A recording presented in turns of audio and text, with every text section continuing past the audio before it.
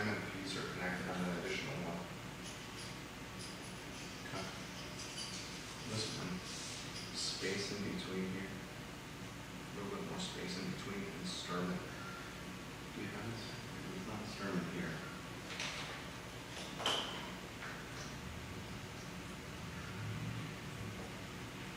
On the box, and then a little space in between on the lines. On either side here, it's too tight. Just a smidge.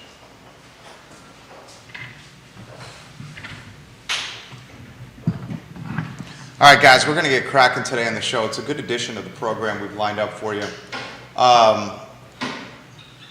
Dave McNair is a good journalist. Dave McNair, previously of The Hook. Someone tag Dave McNair. He's a good journalist. Previously of The Hook, he just released in a story through he's got kind of like a boutique media brand that he does a really good job with called the DTM. And he sent an email out to folks that follow the DTM, which is me. Dave McNair, you do a great job, about a potential secret agreement between former city manager Dr. Terrion Richardson and the city of Charlottesville. So the Daily Progress reported earlier this year that Dr. Richardson has stopped his lawsuit with the city. Today, Dave McNair offers a little bit more insight into why that lawsuit was stopped and perhaps the settlement or an agreement was reached, which offered Dr. Richardson perhaps an additional payday. McNair, the journalist who's fantastic, was quoting or was referencing FOIA emails that shows commentary between city councilors, current and former, and city hall staff, and representation from the insurance company that reps the city of Charlottesville. So we'll talk about that today on the program. It's very fascinating. I also want to highlight some of the businesses that are for sale in this community that I think are fantastic buying opportunities for the next generation of entrepreneurs in this community. So give the show a like and a share. We'll highlight a handful of business listings that have tremendous potential for buyers. And we will discuss this potential agreement that was reached with Dr. Richardson and the city of Charlottesville via Dave McNair and his media brand, the DTM. Judah Wickhauer is our director. We can get rocking and rolling. We'll start, Judah, in about 15 or 20 seconds, please.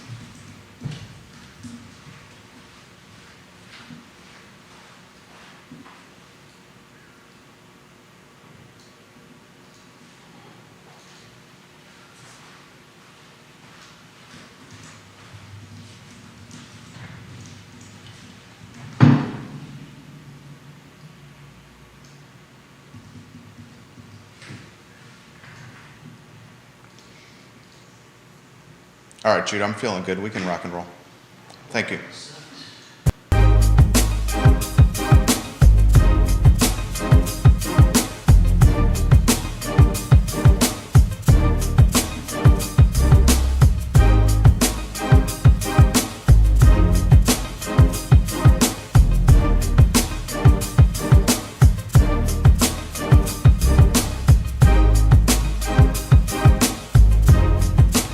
Guys, welcome to the I Love Seville show. I'm Jerry Miller. Thank you kindly for joining us. We are live in Charlottesville, Albemarle County, across Central Virginia, the Commonwealth, the country and the world, on the I Love Seville network.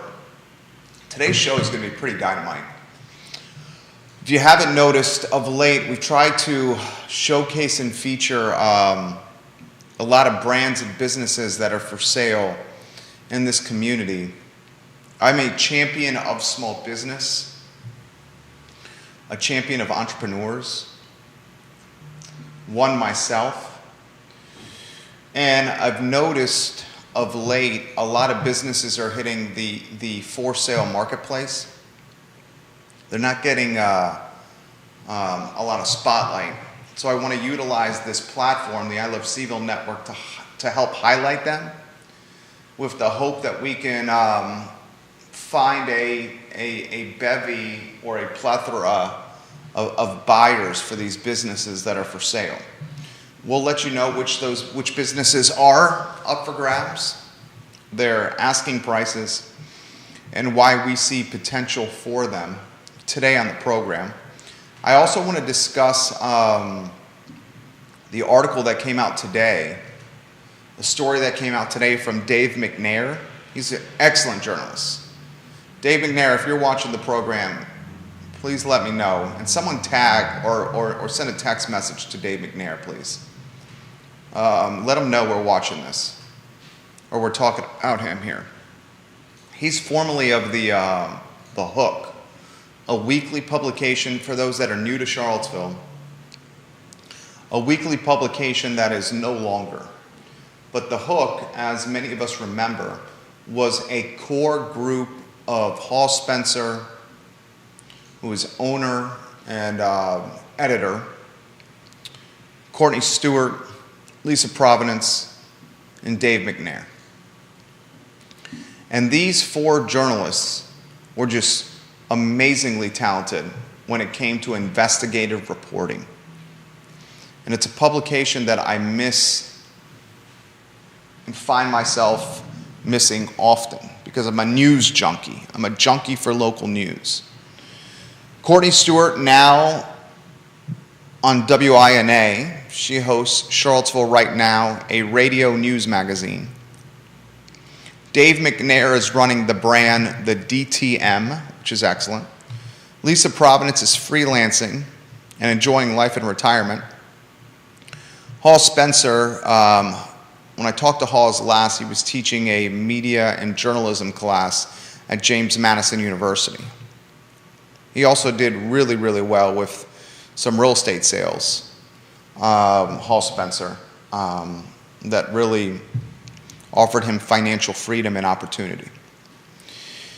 But the Hook filled this niche, long-form journalism, investigative journalism, a weekly newspaper that kept people on their toes. That niche hasn't necessarily been filled since the Hook merged with another weekly paper, the SIVO Weekly, and eventually went the Hook extinct with the investigative reporting it did, which really is not being done right now. It takes institutional memory, it takes talent, it takes time to do investigative reporting. It's one thing to report on press releases, do feature stories, recap government meetings, all paramount and important. All important. I'm not marginalizing that type of journalism. But an expose that digs deep is missing from this local landscape. Coy Barefoot is right. Bill McKenzie, watching the program, says Coy Barefoot, also a part of that group with his talk show on INA. Coy Barefoot was fantastic. You're absolutely right, Wild Bill. We miss him. He lives in Richmond now. So today, I subscribe and I follow Dave McNair. His now brand is the DTM.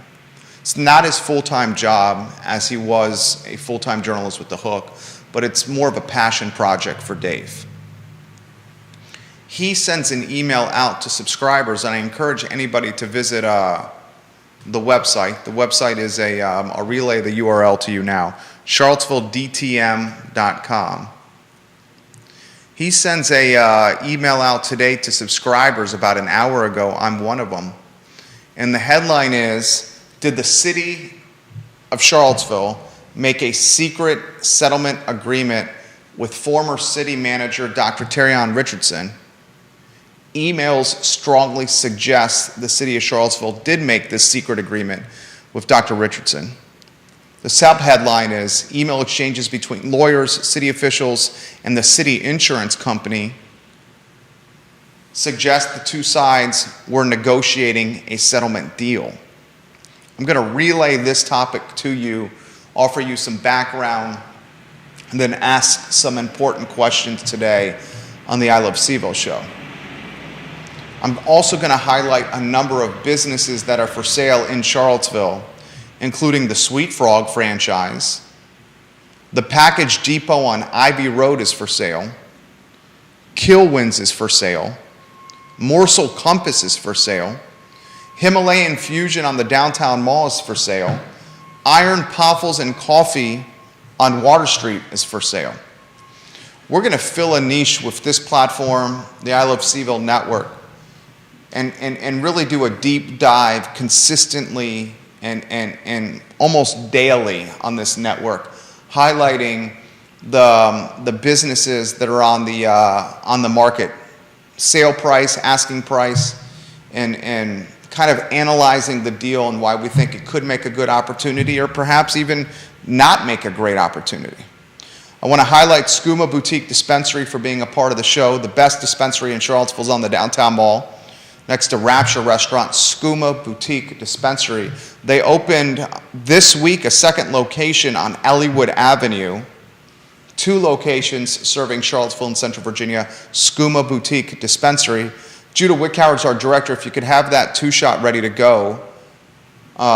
First, give me a thumbs up when the 2-shot's on, and I'm on this camera like we always do. Second, give a wave and a good afternoon to your fans and friends that watch the program. We love when you are a part of the show, Judah. I think we should highlight how our viewers and listeners can win free coffee for a year. Enter.greenberries.com is the link. You can win free coffee for a year. The website, enter.greenberries.com, to win free coffee for a year. The lead of the show is the Dr. Richardson story from Dave McNair. So here's the background. Dr. Richardson initiated a lawsuit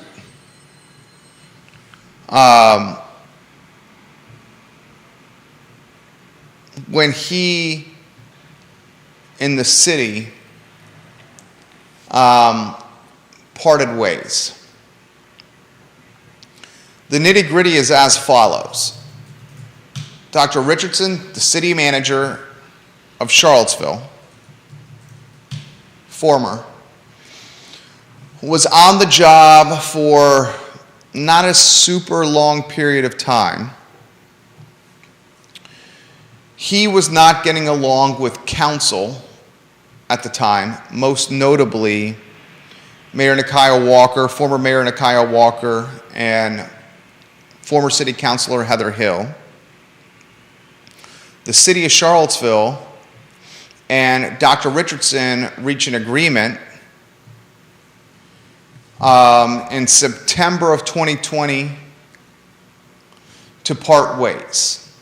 And part of that agreement was a confidentiality contract that he signed, that the city signed, where Dr. Richardson got a lump sum, hundreds of thousands of dollars, a lump sum of money to maintain confidentiality with the background, the nitty-gritty of why he was resigning, parting ways with the city of Charlottesville, and going on to do something else. You signed this document, essentially a non-disclosure, and you leave Charlottesville as city manager with a check, a lot of money, and then you don't say anything publicly or on the record about what happened, about your time. You stay quiet. Now, he then responded by suing the city. He also sued a number of folks that work for the city. Federal lawsuit. He included Nakia Walker, Heather Hill, Lisa Robertson, the city attorney, interim city manager John Blair, friend of the program, for allegedly violating his First Amendment rights. Now, the Daily Progress, which they do a fantastic job, Ginny Bixby, Allison Rabel, Catherine Knott, that team does a fantastic job. On March 8th, Ginny Bixby reported in the Daily Progress a story we covered here on this show, that Dr. Richardson dropped a lawsuit against the city of Charlottesville, former councilors Robertson and Mr. John Blair. I'll read you the first few paragraphs of this story on March 8th, verbatim from the newspaper. Former Charlottesville City Manager Dr. Terrion Richardson voluntarily dropped his lawsuit against City Council and city officials Tuesday, March 7th, 2022, according to court filings, and did so with prejudice, meaning the suit is permanently dismissed and can't be reinstated. Richardson filed a federal lawsuit in November of 2021 against City Council, as well as former Mayor Nikia Walker, former Councilor Heather Hill, City Attorney Lisa Robertson, former City Attorney and former Interim City Manager John Blair, for allegedly violating his First Amendment rights. According to court documents, Richardson failed to serve Blair, Hill, Robertson, and Walker with papers within 90 days of filing the suit, and received a notice from the court on February 16th that he must do within 15 days or the complaint could be dismissed. The civil suit was filed in United States District Court on November 8, 2021. Richardson was seeking an unspecified amount of expenses and costs incurred in connection with the defendant's actions and declarations by the court in his favor, including an injunction prohibiting the defendants from suppressing his free speech. He demanded a jury trial. So that's the first 4 paragraphs of the story from the Daily Progress. Basically, he said, or he alleged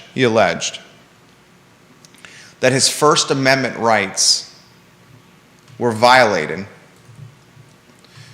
when he signed this confidentiality agreement, took a check, took a substantial amount of money,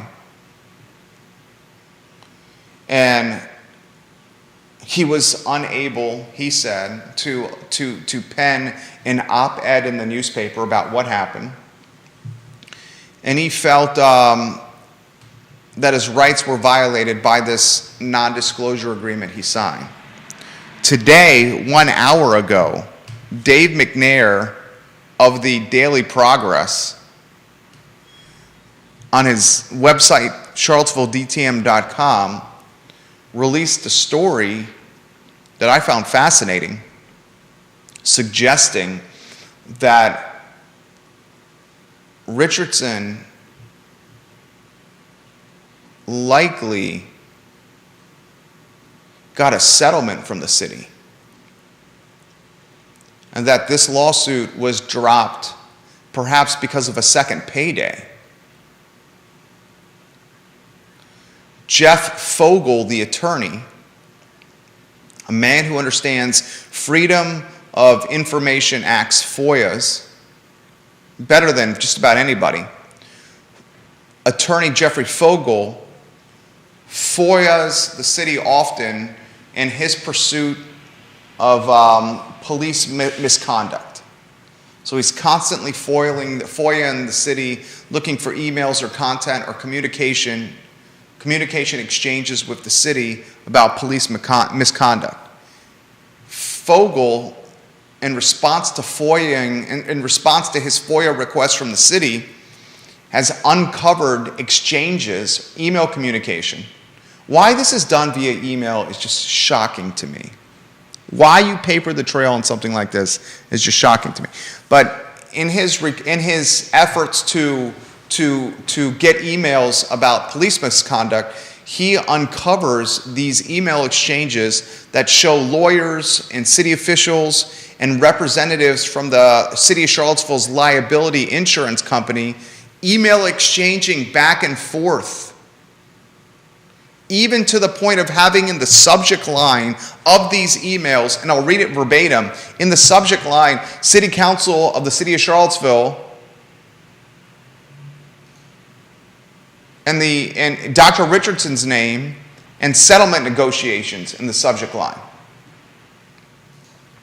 Fogel says to the DTM and Dave McNair, "I believe the evidence is quite strong that there was a settlement, We have email exchanges by the lawyers for both sides that refer to the settlement. The fact that it was dismissed with prejudice, meaning it can't be brought back to the court, suggests a settlement, since truly voluntary withdrawals are usually done without prejudice. I would like to know this, and I'm not sure if we will ever know this. I'd like to know if a secret settlement was in fact reached. I'd like to know how much of our taxpayer dollars are utilizing to essentially pay Dr. Richardson twice. Right? He got the payday to sign the initial non-disclosure agreement, the confidentiality agreement. He got that payday when he resigned. And now the DTM, Jeffrey Fogel, and FOIA email exchange requests indicate he may have gotten a second, very likely got a second payday from Charlottesville. Basically a second payday to say, look, we're not going to go down the road of, legal opportunities or the legal process, this lawsuit, let's put it to bed, here's a second payday. Dr. Richardson is now a practitioner in residence at the Weldon Cooper Center for Public Service at the University of Virginia. He has an LLC called Effective Government Solutions LLC, where he's the CEO of the business. So you're looking at a very savvy guy here. You're looking at a very, very savvy guy in Dr. Richardson. I want to start by giving Dr. Richardson some props. Okay? Dr. Richardson knows how to play the game. Dr. Richardson got paid, looks like got paid twice. This man knows how to play the game. Now, to the city of Charlottesville's credit, also give the city of Charlottesville props. Having this headline, the storyline in the headlines is not good for either the city of Charlottesville brand or the Dr. Richardson brand. Suing your former employer lives on the internet forever. And the city of Charlottesville having two former employees in active lawsuits at the same time, Rashal Brackney, Dr. Rashal Brackney, former police chief, and Dr. Terrion Richardson, former city manager, that's not a good look for the city of Charlottesville either, because it shows a level of dysfunction and would create a pause or a sense of concern for future employees taking jobs with the local, with the city as a jurisdiction, because there's evidence of turmoil. The taxpayer in me, the guy who follows storylines, would like to know what the payday was, the second payday that Dr. Richardson got. Perhaps strong evidence in emails that he did. I mean, you're straight up. You're straight up seeing settlement negotiations, the word settlement negotiations in all capitals in the subject line of email exchanges with city officials and the attorney for the city's liability insurance company. Settlement negotiation is in all caps. Mayor Nakiah Walker, former Mayor Nakiah Walker, who was named as a defendant in the lawsuit, emailed Lisa Robertson, dude, this is literally email exchanges here, and emailed the city attorney, quote, was I assigned a lawyer? How was this lawsuit resolved? Am I included in this voluntary dismissal? Former Mayor Nakiah Walker wrote, wanting an immediate update on the case. Lisa Robertson's the city attorney, responded to Nakiah Walker assuring her that the case was dismissed against all defendants, including herself. And she said in a response to Nakiah Walker, and it's a quote Virginia Risk Association, as the city insurer, has the authority to settle the case, and the VRSA attorney appointed to represent City Council dealt with Dr. Richardson's attorney. No city funds are being paid out, so that's a good sign. That answers the first question I had about if this is taxpayer dollars. And Robertson email to Walker also says the Virginia Risk Association did not assign an attorney to you, John Blair, or Heather Hill because Dr. Richardson never served any of you with process, end quote. How does this affect insurance premiums with the city? How much did Dr. Richardson get in this second settlement? Should we know as citizens what happened or transpired? What other questions should we be asking? Kevin Yancey, King of Waynesboro, says FOIA the liability insurance company. I mean, I have questions. I always have questions. But when it comes to, who's running the jurisdiction, I'm going to always have questions. The positive in me is this is put to bed. I'm also impressed that Richardson was able to potentially have secured a second payday. The dude knows how to play the game. I'm curious to see if a similar strategy settlement will be employed city with former police chief Brackney. Is it not odd? Do you not find it odd, viewers and listeners, that we haven't heard more of Brackney's lawsuit with the city? Why is that not on the news cycle more? Why are there not more updates we're hearing? Where does that lawsuit stand? A tumultuous era perhaps behind us, we hope. Positions are being filled more actively in City Hall. And there does seem to be that level of calmness or consistent level-headedness back in local government. Seems to have returned. Anywho, questions that I had for you. I want to highlight a couple of businesses on a different topic that are currently for sale. I find the for sale businesses fascinating. The first one I'd like to highlight is Sweet Frogs. Do you have photos you can put on screen for this, J-Dubs? I didn't ask for it in advance, so if it's too difficult, I completely understand. I'm just thinking on the fly here. Sweet Frogs is for sale. Sweet Frogs, the asking price for Sweet Frogs is manageable. I'm going to give you some specs here in a matter of moments. And this is the franchise territory rights and a location. The asking price is $150,000. Obviously, it's Froyo, frozen yogurt.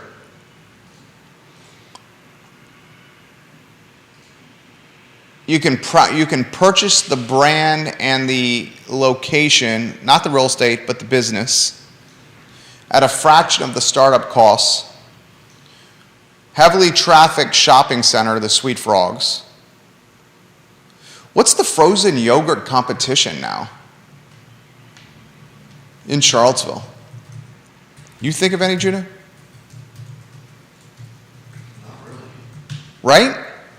I mean, remember, it was all the rage. I mean, Chaps is ice cream. Coors Brothers is custard. Viewers and listeners, what is the Froyo competition? $150,000 asking price for Sweet Frogs. I had this conversation with a friend earlier, And consider this when I also discuss the fact that Kilwins is for sale, Morsel Compass is for sale, Himalayan Fusion's for sale, and Iron Poffels is for sale. Oftentimes when you're making these purchases, you're buying the right to do business in that location. A good example is Botanical, the vegan restaurant that purchased Java Java.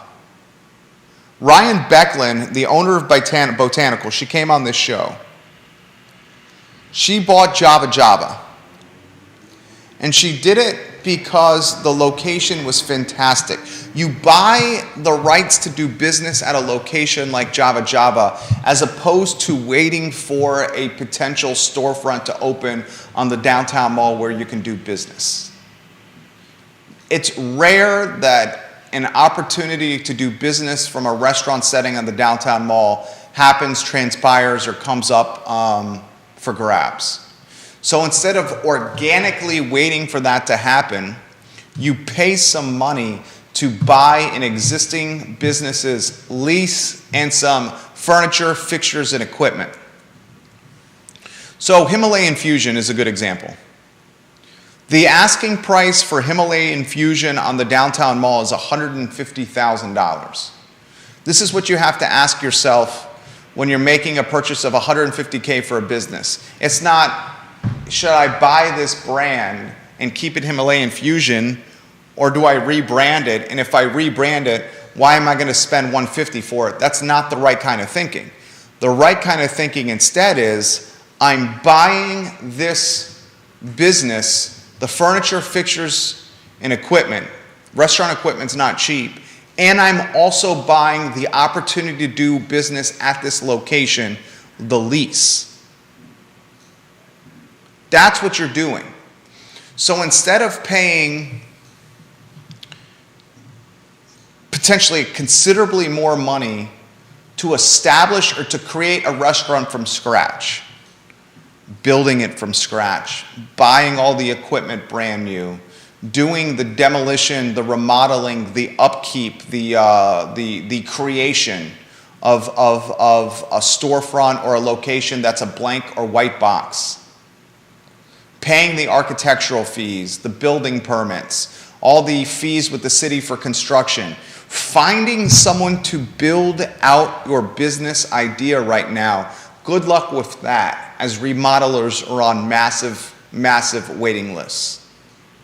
So instead of going through all the rigmarole of starting from scratch, and starting from scratch is always going to be more expensive than buying something existing. You buy something existing like a Himalayan Fusion, you say, hell, I can buy the equipment. It's already built out for a restaurant. Then my costs are only associated with rebranding, some marketing and advertising expenses.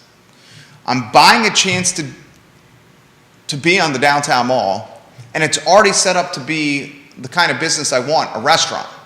That's what Botanical did with Java Java. It was a smart move by Ryan Becklin. That's the opportunity someone could do with Himalayan Fusion at $150,000. That's the opportunity someone can do with Iron Poffels and coffee. The asking price of this one, $245K. Another one that I found interesting is Ivy Depot is for sale. Package Depot and Ivy, excuse me. That's in the Foods of All Nations shopping center. The asking price is $65K.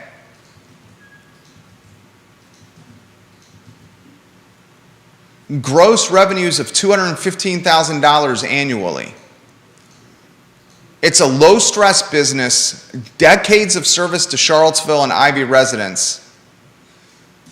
The Package Depot and the Foods of All Nations shopping center, FedEx, DHL, United States Post Office, UPS, they facilitate shipping, packaging. I went and did a little research on Package Depot. Some of the cool things they ship: art, helping students move dorm stuff,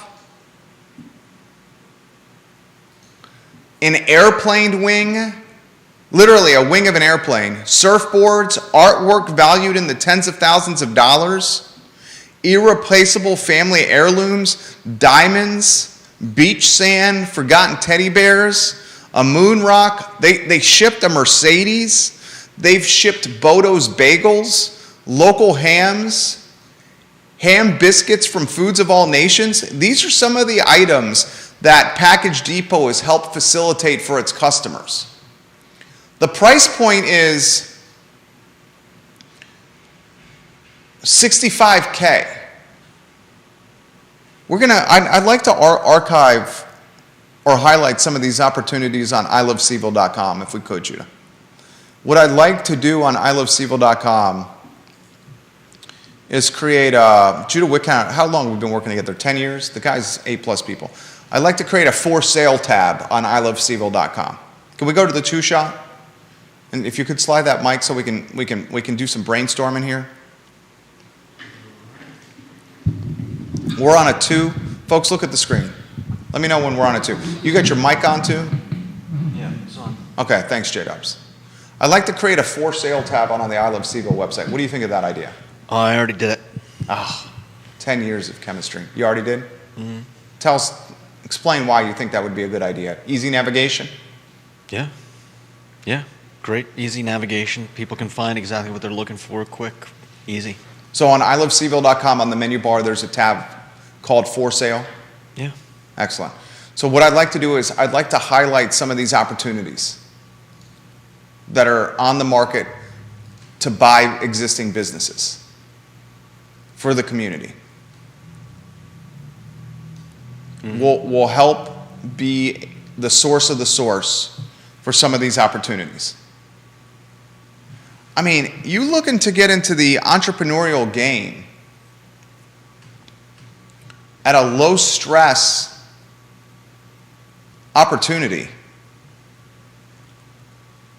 Buying a business, asking price of $65K, $65,000, that had gross revenue of $215,000 last year because ownership is looking to slow down a little bit and wants to enjoy life. This is a fantastic opportunity for the right entrepreneur. Don't you think, Carol? I mean, because, dude, how many times? Definitely. Because you and I, we have the I Love Seville brand. So yep. we don't have tremendous experience in the extent of what we're shipping is some shirts, some hats, some stickers, some I Love Seville branded merchandise. Mm-hmm. Packaging is not often easy. It can be quite a pain. It can be quite a pain, right? Yeah. So like going to a location like the Package Depot in Ivy, I mean, Ivy's a high net worth area. I mean, you got the Borset and Farmington right there. Yeah, lots of people coming through to and from work. Yeah. And someone going in to a location and saying, I have this priceless piece of art. Or my grandson left his hop, his rabbit, his stuffed animal that he needs to sleep with every night, or it's a nightmare for mom and dad to put the kid to bed, and I'm grandma or granddad, and I realize that our son left his favorite toy or stuffed animal at our house, and he's already on the road heading home. You have to get this to the grandson and to his parents, and it can't get lost. That has value from a service standpoint where you trust someone to send it the right way. Yeah, definitely.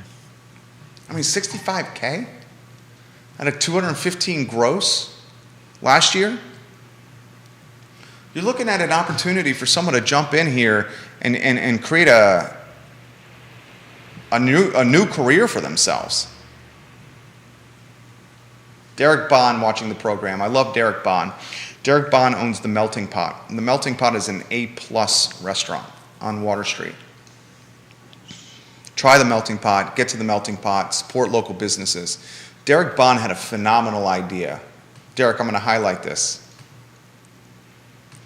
of utilizing the parking stubs when you go into the Water Street and Market Street garage. And on the back of the parking tickets, where like you go into the garage, here's your stub that tracks the time you have for parking. When you get that ticket from the automated machine, he suggested Judah putting a QR code on the back of the ticket that users can scan the code, and then they can go to a mobile responsive, a mobile website, or maybe it's an app from the city, and see what to do or who to support or what to patronize, like a Charlottesville website. Say that again. Where would the code be? So you go into the Market Street garage, and you know how you get that ticket from the machine? I know what, You know what how I'm it saying? usually works, yeah. Yeah, and then you usually put it on your dashboard and you forget about it. But instead of forgetting about it, there's quality information that provides value on there.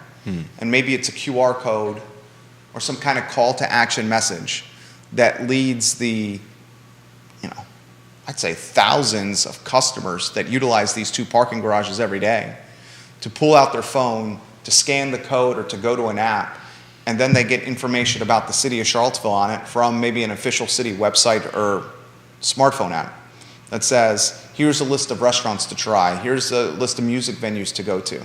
Yeah, yeah. I mean, I think probably be the most beneficial to just like do the downtown mall. Isn't there a Charlottesville downtown mall website?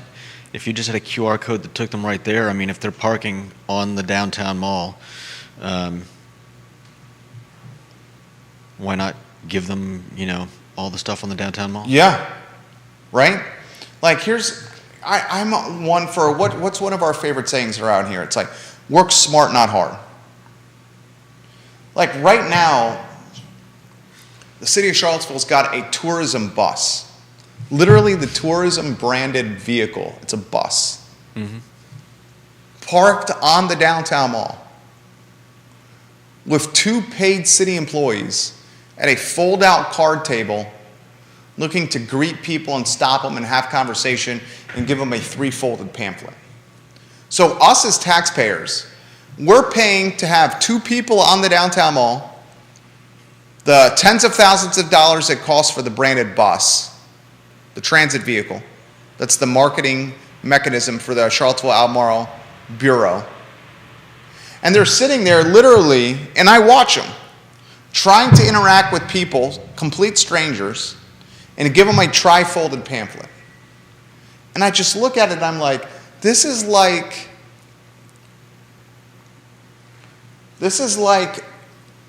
the Yellow Pages or communicating via carrier pigeon. This is like setting telegraphs, right? Or like the phone. It's just the most archaic, decades-old thinking. Instead of spending the money on two people in front of a card table, in front of a branded bus that's parked, trying to essentially solicit with walker-bys about what the city has to offer, who wants to be stopped? Do you want to be? I don't want to be stopped. Nobody wants to be stopped. No one wants to be stopped, right? My friend was just telling me he walks down the downtown mall with his headphones on, and when somebody comes up to him, it's like, I'm wearing the headphones because I don't want to talk to anyone. Yeah. And I think that's most people walking around the downtown mall. You're either with someone, you're talking with them, or you're alone and buzz off. Today's person, today's consumer does not want to be stopped. They value your time. Today's consumer does not want phone calls. They want text messages, Yeah. right? Nobody wants phone calls. No one wants phone calls. Who wants to listen to voice messages? No one wants a voicemail. Yeah. If you're going to call, first, don't call. Text. Second, please, dear God, don't leave the voice message. Do you agree? I actually like a voice message if somebody is going to make the mistake of calling. It's like if you call and don't leave a message, then I can text you back and be like, "Hey, what's up?" But if you leave a voice message, at least I can check it out and be like, "Oh, that's what they're calling about." Like if you've ever had someone call you multiple times and never leave a message, it's maddening. It's like, what the hell do you want? I'm clearly not going to answer the phone when you call, so why not just leave a message? I'd just rather get the text Well, yeah. from the beginning. I mean, if you have to do it longer, send me a voice note. And just send me the voice note via text. Okay. I'd rather read it. Now voicemail you can just transcribe. I guess where we're going with this is the following. Paying for city employees to stand in front of a card table on the downtown mall where a tourism bus is parked. It's parked on the downtown mall. These people are in front of the tourism bus, in front of a card table, trying to stop and solicit people with trifold pamphlets about what Charlottesville has to offer. That is not smart. That's not working smart. That's working hard. Working smart would be utilizing digital infrastructures, geofencing, social media. Derek Bond, the Melting Pot's brilliant idea of a branded mechanism on the parking tickets.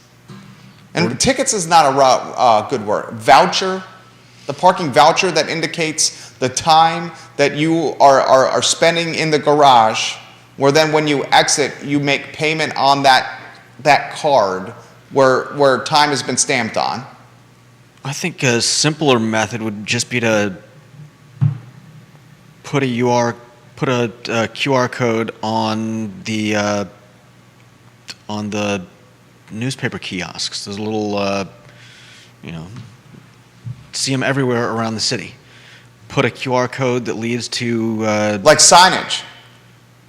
Yeah, put a QR code that leads to a Charlottesville, like the Charlottesville website, and then have all your different menu items be different sections of the city. So you've got downtown, you've got 29 North, you got Barracks Road, and then like anywhere somebody goes to, anywhere in the city, you can find those newspaper kiosks, and then you just take your phone, scan the QR code, and you're at the Charlottesville website. You can go, okay, where am I? I'm at Barracks. What's there to do here? Check that part out. Oh, well, you know what? I'm supposed to meet someone at the downtown mall at 4:30 this evening. I'm just going to go right there and see what they've got to offer. And then when I get there, meet my friend, I've already got an idea of where we want to do. Yeah, I think it's a great freaking idea. And we can even take it a step further. I think it's a brilliant idea, Judah. We take it a step further. The city could actually monetize these digital placements to drive incremental tax revenue. Like you have these QR codes that are strategically positioned around the city. What to do in the city of Charlottesville? People bust out their phone. Everyone's doing this now with the QR codes because of COVID. How many of these menus are now digital where they just have to get the camera app, they put it over the code, and then it pops up? Some restaurants even have the bloody QR code like imprinted on a piece of metal and stamped on the table. I like that you used bloody there. That was very English of you, very British of you. It took me 5 minutes to get my phone to recognize the damn thing because the lighting was weird and it didn't know what it was looking at. I'm like, I just want to see the menu. Anyways. They monetize the placement. So they could have a ranking system on the card, on the digital infrastructure, where they're scanning on the code. The top 5 positions are obviously the most valuable, because people are not going to scroll as deep down a list of, say, restaurants to patronize. The top 5 are the most valuable. The city could say, for X amount of dollars per month over this amount of months, you get this top position on this list, and that money that comes from this ad game, this advertising vehicle, this branding vehicle, can be utilized to fund school reconfiguration. I mean, there's so many things that the city could do. As Derek Bond just said, here's a restaurateur. This comment right here resonates with me, DB, quite a bit. Love Derek Bond. Tax revenue without raising the taxes on meals. They're going to raise the meals tax 0.5%. They're going to make it more expensive to go to restaurants. They're going to raise the meals tax at a time when cost of goods and labor is at the highest it's ever been for restaurateurs. So restaurateurs right now are faced with slim profit margins and rising overhead. It's literally frustrating the bejeebus out of them. Customers come in, 90% of, I don't know what the exact percentage, a large percentage of customers, when they go out to a restaurant, they just look at the final bill. They don't itemize the bill by, good Lord, this went to meals tax, this went to state tax, etc. They just look at the final number. Don't we just look at the final number? They don't realize that how much is it, Derek Bond? How much of a bill is taxes? Can you put that in the comment section, DB? You know this as well as anyone here. How much of the total bill of a restaurant is taxes all inclusive? Meals tax, all the taxes. What is the percentage of a total bill that's taxes, Derek Bond? Could you let me know that, please, sir? I want to highlight that. The customer does not realize the large percentage of a restaurant bill is taxes and not going to the restaurant itself. Johnny Ornalis is watching the program. I'm going to ask you here. I know the number here. Damn, that is so high. Okay. You go out to restaurants. You're a smart guy. You're a smart guy. I don't expect you to know this answer, but just out of curiosity. What percentage of a restaurant's bill goes to taxes? What percentage of the bill? So you're not asking how much is you're paying in food tax, which I think is probably like 9 or 10%. What's the total percentage that goes to taxes? All taxes included of a bill, what goes to taxes and not the restaurant itself? I mean, I don't know. Be realistic. Guess 12%. Oh, that's a phenomenal guess. Damn good guess. 11.8%. Damn good guess by you. Well done. Another indication of your intelligence. 11.8%. That is huge percent. Yeah. Do you not agree? Yeah. I've been places where taxes were less on food, and you kind of look at you're like, wow, that's all I'm paying in tax for this, and then you go someplace where it's like 9 or 10%, and you're like, holy crap. Right. So you take a $100 bill. You and your wife go out. You have drinks, appetizer, and entree. Spend $100. And it costs you $112 before you tip. Of that 100, 12%. Oh, you're talking about is taxes after the taxes. So yeah. 88 is the restaurant, and then you're tipping on that 100. I always tip 20%. At least. Yeah. So you're going to 120. So you got a total bill of 120. Mm-hmm. That means $32 of that $120 is tip and taxes. Well, it would be a little less than 12 on tax if the total after tax was 100. No, the bill is $100. 12% of that 100 is taxes. So okay, yeah, I got you. So that's $12. Yeah.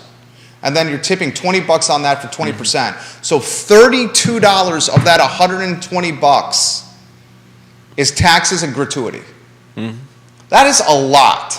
Yeah. And that's a lot, especially at times when gas is so freaking high, groceries are so freaking high, personal property taxes are about to go up 20% plus for all of us. Real estate assessments have gone up for all of us. Real estate tax rate went up 1 cent. We're getting it's death by 1,000 cuts. Yeah. And another thing, I want to highlight this. I try to highlight every aspect of an issue. When you make the barrier of entry to go out to eat higher, you're essentially creating the gentrification of the restaurant experience. When it's expensive to eat out at restaurants, families with children that are on the financial margin will not have the opportunity to eat out as restaurants as much. And when kids do not have an opportunity to eat out at restaurants as much, they get less socialization and opportunities to experience or learn the maturation skills. Eating at your home breakfast table or dining table or kitchen island is extremely different with how you behave than at a restaurant. Hopefully. Well, that's the practice. Practice, right? Sit down, keep your mouth shut, and eat your green beans. You take your kids out for dinner so they can start practicing how to be civilized people. And when you make restaurants expensive to go to by raising taxes, folks on the financial margin have less opportunity to experience restaurants, so their kids do not get socialized as quickly, certainly in comparison to wealthy families. That is the gentrification of the restaurant experience. Derek Bond, A+ people, similar mindset, Derek Bond and I. The city treasurer advised council against raising the meals tax, but they did not listen to him. The increase in taxes at our restaurant means a decrease in sales for our restaurant. It's a very progressive mindset, which is hurting the people they claim to want to help. I've said this so many times on this show. One of the most regressive tactics you can utilize as a jurisdiction is raising taxes. You cannot be pro-affordable housing and pro-diversity and raise the meals tax, the real estate tax rate, and the personal property taxes. Those two are contradictions. Mutually exclusive. Taxes can't go up and affordable housing cannot follow. If you raise the taxes on rooftops and meals, you're gentrifying the community and creating a homogeneous wealthy one. This is freaking obvious to me. It's obvious to you, right? If I didn't already own a house, and you've said it before, I got in at exactly the right time. Dude, you bought your crib at literally the best time humanly possible. Yeah, I was incredibly lucky. And if I was renting right now, I'd be looking at moving somewhere else. You wouldn't stay here. Hell no. I see rent prices at like $1,800. Yeah. That is insanity. Insanity. And that's low. I would be out of here. You're saying you would move altogether. You wouldn't be in Central Virginia. I certainly wouldn't be able to afford to live in any of those places. So yeah, I wouldn't be, and I'm not looking for a bunch of roommates. I'm not in college. I'd be outskis. You'd be outskis? See ya, yeah. I was on Reddit the other day, and you love Reddit. There's a Charlottesville Reddit. I know. And people were talking about getting the hell out. They're like, look, if you're not going to school here or retired here, there's no reason to be in Charlottesville. Charlottesville is becoming the Silicon Valley of the East Coast. It's becoming the San Francisco of the East Coast. I don't know about that. Dude, I'm telling you. I'm telling you. Silicon Valley is a bunch of tech. What do we have here? Wait till the data science school opens and all these businesses poaching the talent from the data science school.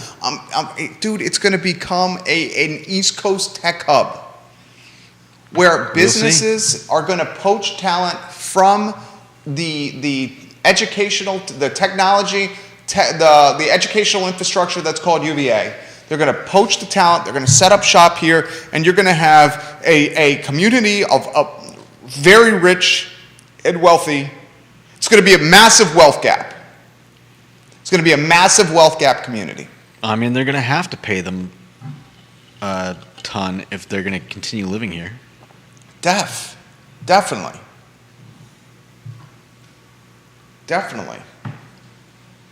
The Charlottesville of and dude, changes. What is the most constant in life?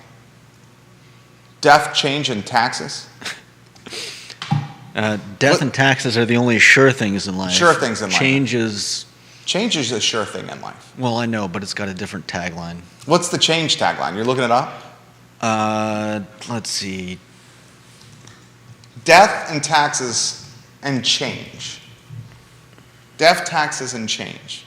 And your children driving you crazy from time to time. I love my son. Let's get to some comments coming in here. Bill McKenzie, we love when you watch the program.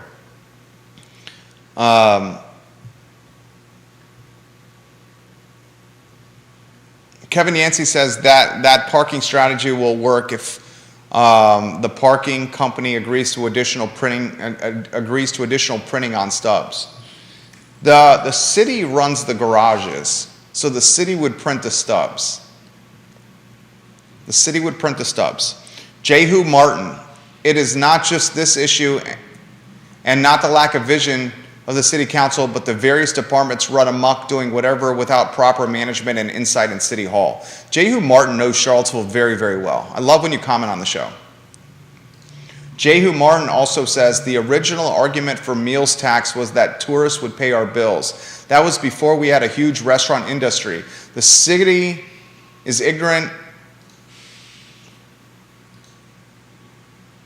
The city keeps raising the meals tax. He's basically saying this is affecting locals as well. Dude, isn't one of the reasons you live here the fantastic restaurants? It certainly is for me.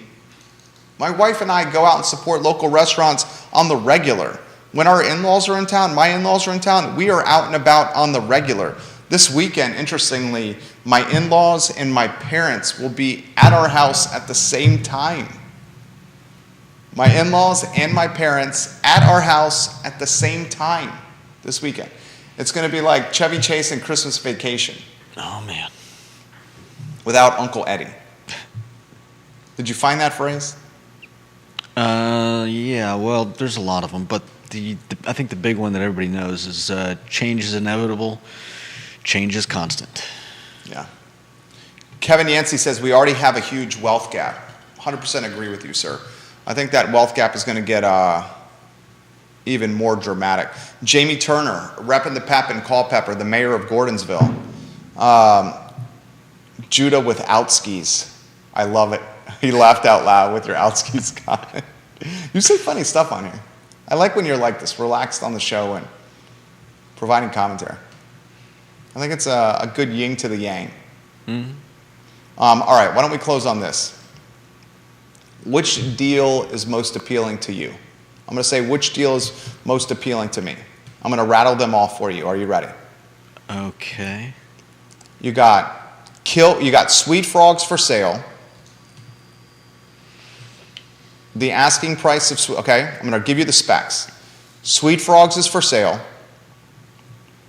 The asking price for Sweet Frogs is $150,000. You got Package Depot for sale.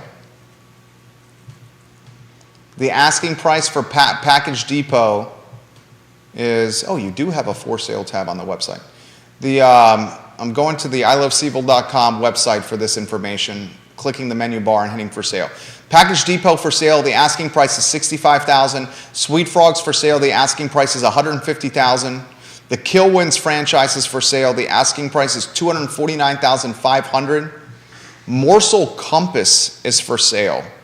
$59,000 asking price for Morsel Compass. That's intriguing. Himalayan Fusion is for sale. The asking price is $150K. Rockfish Gap Outfitters is for sale. The asking price is $745,000. The Rockfish Gap Outfitters is the only one that has the real estate included. $745,000 for that one. And then you got Iron Popples and Coffee for sale. The asking price is $245K. Viewers and listeners, which one most appeals to you? Which one most appeals to you, Judah Wickower? I think I'm picking Himalayan Fusion. Why? Because of its location. I think you could. You know how? What is it? Champion Grill has that open space. Yeah. I think you could do something like that at Himalayan Fusion. Do like quick bites, so people can go in and eat, or like when you got shows going on at the Pavilion, or Fridays after 5, you just have a quick place where people can like walk right up, grab a quick bite, be ready and like have it ready in like a minute or two, and you just like print money. Himalayan Fusion has a lot of appeal to me as well. But you'd have to do something with it, because I think as it is, It can't be Himalayan. You wouldn't keep it as Himalayan Fusion. No. You'd rebrand it. But you'd buy all the equipment. You'd get a finished restaurant, a restaurant that's already completed. And you get a great spot. You get a damn good spot. Arguably one of the closest restaurants to Fridays After 5. Yeah. Well, I'm not arguably. Is it the closest? I mean, unless somebody puts something in. Is it definitely the closest though by location? It's the last restaurant on that side. You're right. It's the closest one. The next thing is the Virginia Kids Museum. Discovery Museum. And then on the other side you had Draft Tap Room, but that's closed. But that's further back. Yeah. You had Taverna. Bashir's. Yeah. Which is closed, and Bashir's is turning into a city hall, into a city building. So, dude, Himalayan Fusion, I think, is one of the best opportunities of that. I think they're all good opportunities. The Package Depot has a lot of intrigue to me at the $65,000 price point. Someone coming in and becoming an expert or the conduit for packaging and shipping, that is value. and if you could sell booze there too. Oh, at Himalayan or the package place? I'm joking. You know how a lot of places have package stores that double as alcohol depots. Do they? I didn't know that. In New Jersey, remember? Tell me. When we went up there for work? Yeah. And where do we buy beer and whatever? It's a package store. I don't follow.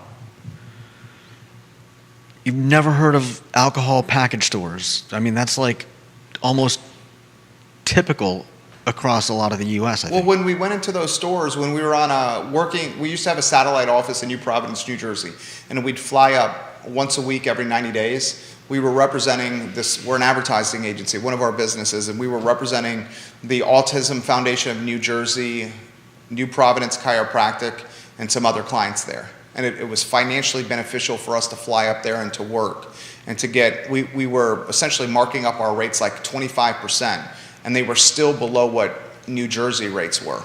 So we had Charlottesville overhead, New Jersey prices, fatter margins. But eventually, when you get married, you have kids, you're not looking to be on the road as much. That doesn't, happy wife, happy life. So your priorities change. And we work our tails off over there. Like, we would grind over a week, fly up there Monday morning, leave at 6 a.m., get to work to the client at like what, 9:30? Yeah. And then fly back Friday evening. We were grinding. But after work, we would, with a rental car up in Jersey, New Providence or Chatham or Morristown, I love staying in Morristown, we'd drive to our, essentially a packaging store, right? Liquor, beer. They had liquor and beer. Yeah. That's what you're alluding to. But Yeah. the Package Depot in Ivy is only selling, you were joking. I was joking because I don't think you'd be allowed to do that if you're not an Yeah, ABC. Jehu says Virginia's liquor laws are medieval. Yeah. They are medieval.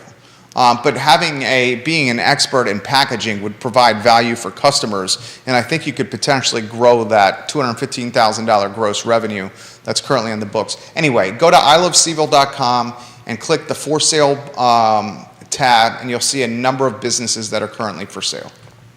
Great opportunities. Aaron King, hello, and welcome to the show. Derek Bond, we appreciated your contributions to today's program. The Melting Pot Guys on Water Street, locally owned and operated by Derek Bond, who is a community steward and stakeholder. Jehu Martin, you made the program better. Wild Bill McKenzie and Kevin Yancey, you made the program better. Jamie Turner, you always make the program better. We love you, JT. That's today's show. The I Love Seville show is a community resource where we champion positivity in the community. We will always take the side of entrepreneurs and small businesses, and we will stand up for the community from the overreach of government. People ask me, what political party do you align with? I align with the political party of common sense. As we talked about earlier in the show, 2 + 2 = 4. I am of the common sense political party. And common sense to me says if you raise taxes in this community, if you want to roll the studio camera before we go, if you raise taxes, you diminish affordability. And if you increase taxes across the board at a time during tremendous inflation, you're gentrifying the community exponentially, and you're creating a homogeneous and wealthy community, and you're widening the wealth gap, not narrowing it. I will always stand up for people against the overreach of government. My name is Jerry Miller. You have a good weekend.